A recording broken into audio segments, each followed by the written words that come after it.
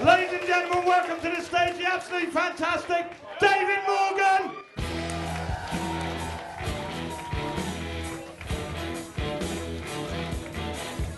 Hello, Spank! Yes, you fucking do. Welcome, hello. Nice to meet you. My name's David. Hi. I'm from a little place called Birmingham. Have we heard of that as a place? Good, good. I don't have the accent, and that's because my mum is a snob. What happened is I was little, I went, Mum, it's... Ronald McDonald, shut the fuck up before everyone kicks you. Was it not you? Well, you dress like a cunt, sound like a cunt, we're going to assume you're a cunt. So,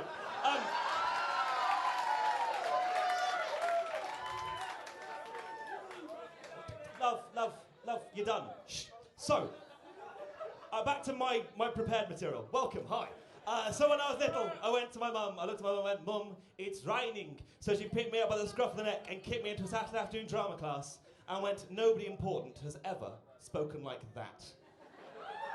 And now she's got a gay son. Well done, mother. That's pretty much how it works if you don't want grandkids. Drama school or in Edinburgh, C venues. That's right, my name is David Morgan. I am a comedy homosexual. For those of you that didn't guess, or let's use the correct term, judge. No. That is 10 Guardian points for you. You can sort this for a babaganoosh on the way out. Congratulations. When I was growing up though, Spank, when I was lazy, when I was hair gel, it's actually, if you want to know specifically, it is cold air into the root and then hairspray. Hair gel will be too weighty. Now,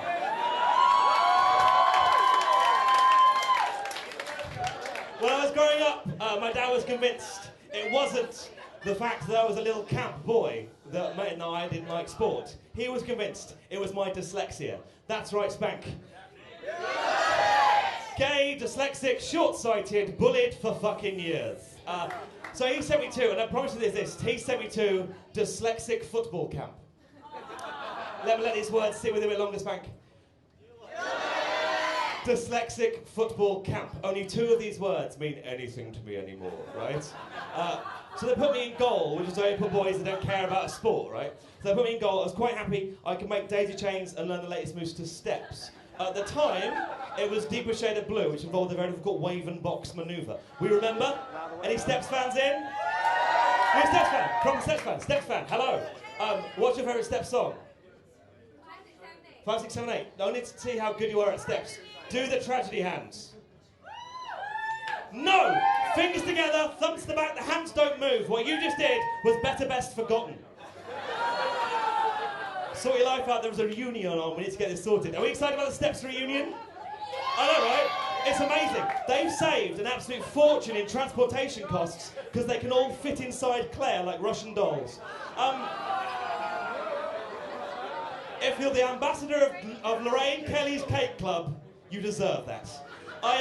So I was learning dance moves and they're playing football out here now because this is dyslexic football camp, because I want to make sure everyone gets involved. If at any point one of the boys wasn't getting to touch the ball, if at any point they weren't getting passed to, if at any point someone wasn't getting a ball between their feet, they would, in order to help out, throw another one on. It was like some kind of lovey-dovey, namby-pamby pinball multi-ball for special needs children. It was a massive event, right? So by the time I managed to get down the wave and box manoeuvre and the slightly harder salute and spin, Spank, that deserved a lot more. The slightly harder salute and spin.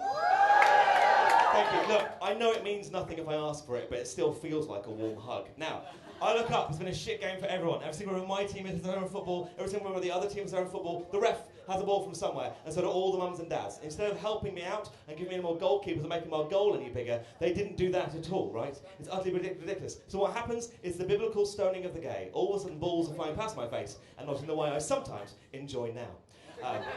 Sir. So, hello, you're quite pretty. What's your name? Yeah, oh, that's quite sweet.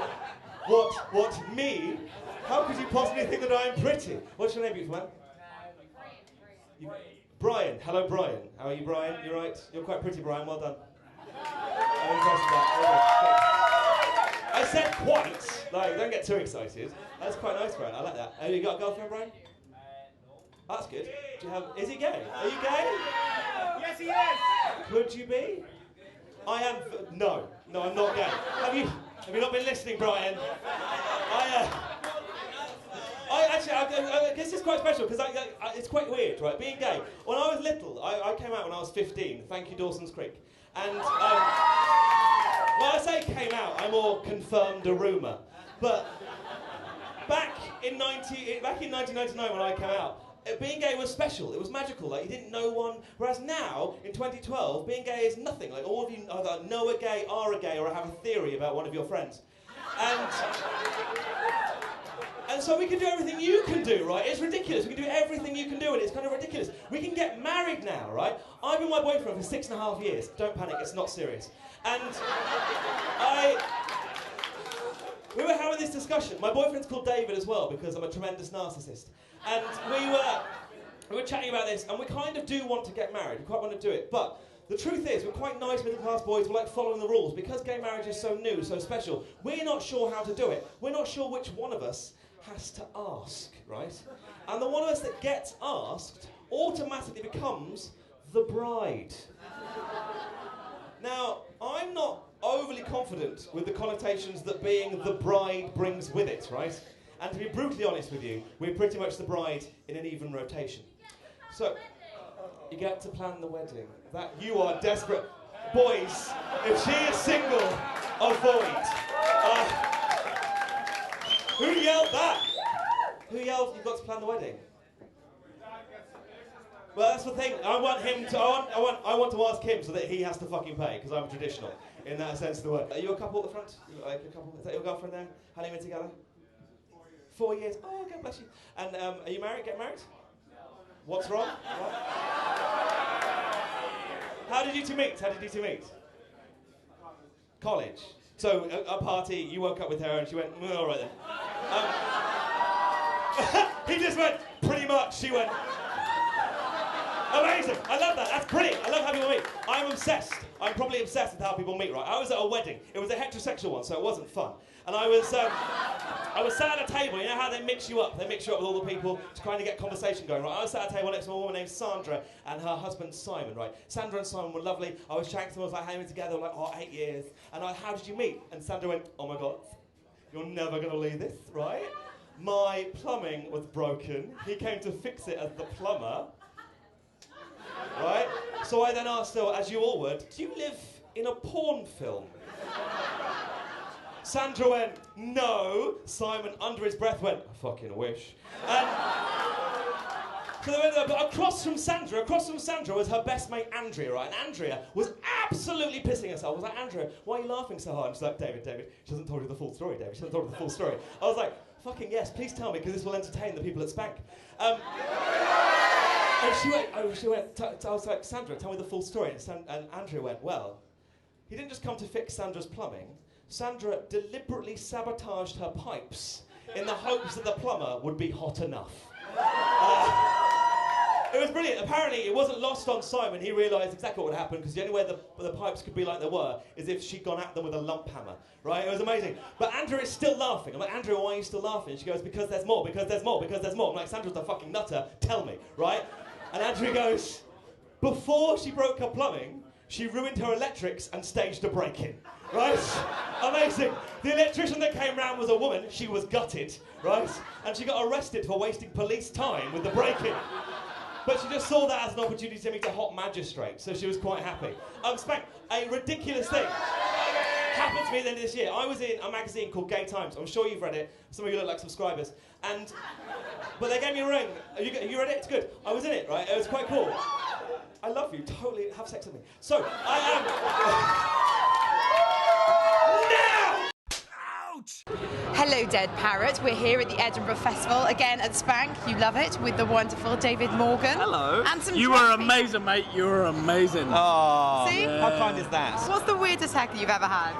For me, it tends to be somebody I look a little bit like. So Jimmy Neutron is currently what's happening. I get lots of Jimmy Neutron, which is quite fun, which is good. I'm happy with that. I'm going to have that. Do you do the gay circuit? Do you get a lot of fans? Do you know what? I don't do enough gay gigs. Gay places put more comedy on, because there tends to be less comedy on in gay clubs. It tends to be kind of drag queens or miming or men getting naked, and I'm none of those things. Unless I kind of end up putting a dress on, that might happen. I've always wanted to be a drag queen, but I've told her she's not going to work out. I would totally love to be a drag. Like secretly, I think I'd love to do it, but I don't think I'm fierce enough. I don't know. Do you watch RuPaul's Drag Race? Yes. Oh, that's amazing. Our cameraman loves that. It's too. the best show ever, and it's just charisma, uniqueness, nerve, and talent. Well done. I love it so much. Oh, I had a really weird one. I was emceeing, and there was an act on who did some stuff about dolphins. And I came on, and this girl stood up and went, "I don't know why everyone loves dolphins so much. They gang rape," right? And I was like, that. First off, interesting. Nice heckle. And second off, why do you care so much? She was really annoyed that dolphins were getting ease on the PR train when sharks were getting such heat. Now, for the people coming up to Edinburgh, what shows would you recommend them to go and see, and what survival tips would you give them?